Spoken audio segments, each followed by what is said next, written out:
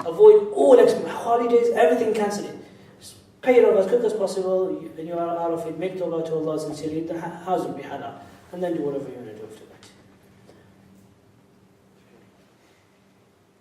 This is a question about understanding the system. Again, I mean, it's a general question.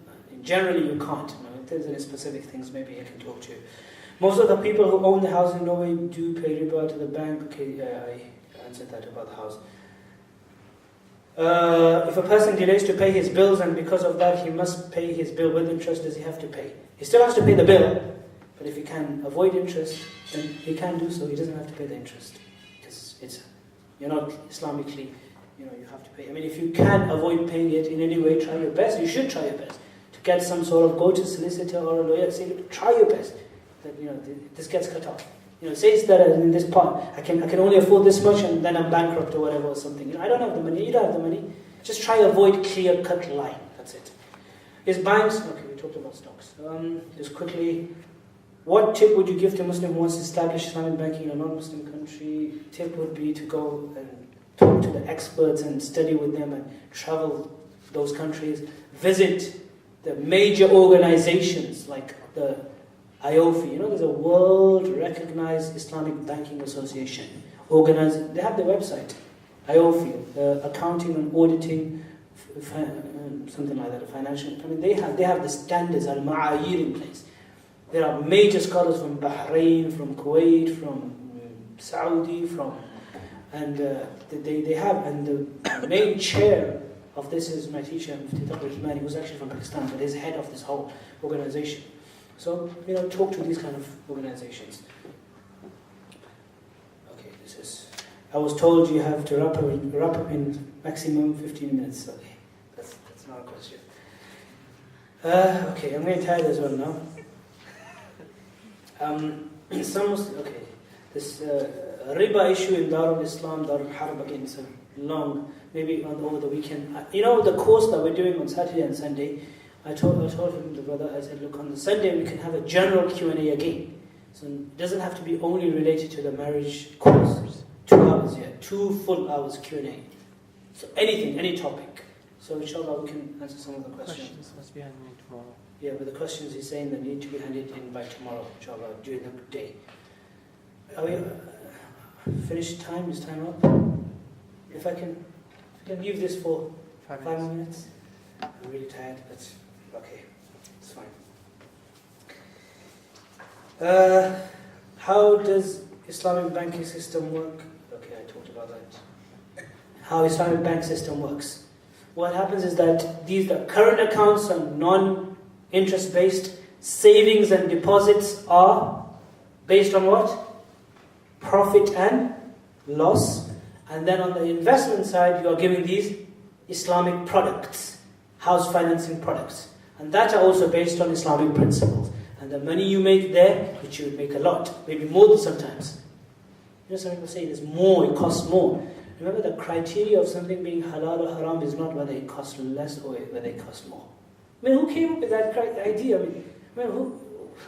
That's a funny argument. Some people say, oh, but the Islamic mortgage is more expensive. Who said that something more expensive is, necessarily more haram? Halal chicken costs more because it involves more inspection. And in England, we have a HNC organization they're involved, and the chicken certified by that organization costs more. Why? Because there's a procedure in place. We have to pay the inspectors, and a lot of things are involved. So this is not the criteria of determining halal and haram. What's more, what costs less. Look at the technical rules. If these conditions are fulfilled, then it's halal. If they're not, it's haram, regardless of whether it's more or less. So that's how they work, the Islamic banks. So they have these, and the profit they make, so the profits they make through the musharaka, murabaha, ijara, all these products, then they share that with the deposits and the saving accounts of all the Muslims.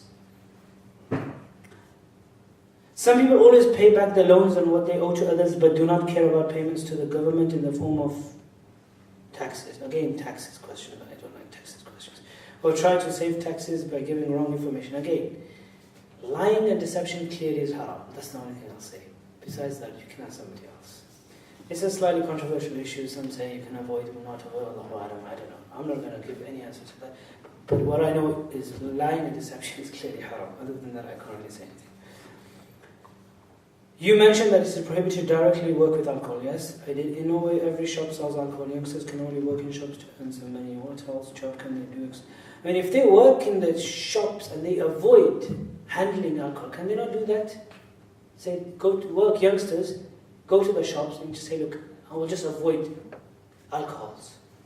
Can they not do that? Difficult. Is it difficult? Like if they say, look, just pay me slightly less, but I will avoid handling alcohol. Is it difficult? Because it's serious. You can't deal with alcohol. I mean, they have to. I mean, what else? I don't know. I don't know what else can they do with it. There are a lot of jobs. There are jobs, yeah. There are jobs. Okay. But people try to find the Easy jobs, way yeah. to get out of things. So you might find it difficult. Definitely, like the brother is saying, you might need to struggle and strive. And for Allah's sake, you have to do that. So. It's people, they don't like to work in, they want jobs that are the top. Right, okay. So there are alternatives, inshallah you can. How can we buy, okay, this is again house mortgage. I work even though I'm sick because the old woman I work for is more sick than I. She's blind, subhanAllah. But I accept half-time pay from the government when I am too sick. I didn't get this question. It's a bit detailed, it's not clear. If you can, whoever has this question, just speak to me directly. There's another lengthy question as well. I don't know if I can read all of this. Is it haram to buy houses with interest and then rent the amount to make a profit? One comes to, it's quite long. These lengthy questions, I'll just keep them here. Okay, the ones I haven't done. Can you talk about insurance? Yeah, insurance is haram. Why is it haram? Again, it's lengthy, but just basically two reasons. There's gambling involved, there's interest involved. There's chancing, gambling. There's different forms of insurance, but generally there's gambling. And there's also number 3. Now some insurances have all 3, 2 or 1. Gharar, which is uncertainty. Uncertainty, gharar, gambling and interest as well, so that's why. Car insurance, a lot of people ask this question. Scholars have said that anything that's mandatory requirement by law, if you're living in a country, you have a right to buy a car. Okay? Now, you can disagree with this, you can agree with this. Even I'm not convinced myself, the argument, but Allahu A'lam. So this is, you can disagree with this, no problem whatsoever. You can disagree with everything you want, but especially this. That, if you have a right to buy a car. Once you buy a car, because people might say, look, is there definitely need to buy a car? Don't buy a car, live without a car. Because now, if you buy a car, you'll necessarily, by law, you'll be enforced. But generally, scholars across the world, contemporary scholars, allow any insurance, whether it's car insurance, which is mandatory by law, third-party insurance, employee insurance, medical. Sometimes doctors have to take out insurance because you could be sued hundreds and thousands. Mandatory insurances, they do allow it. Generally, across the board, with a very small exception. Every mandatory legal, the one which is mandatory by law, they allow it because of the law. That you just can't avoid it. Now, the reasoning behind that, you can debate it, but you don't have it right now. Alcohol again, and is there any exceptions for riba? Except, no, there isn't really. Riba, it's only life-death situation. There's no other exceptions. What does Islam say about insurances? And there's one lengthy question here again. I think we'll just leave it with this. So there's 3 questions that I haven't answered.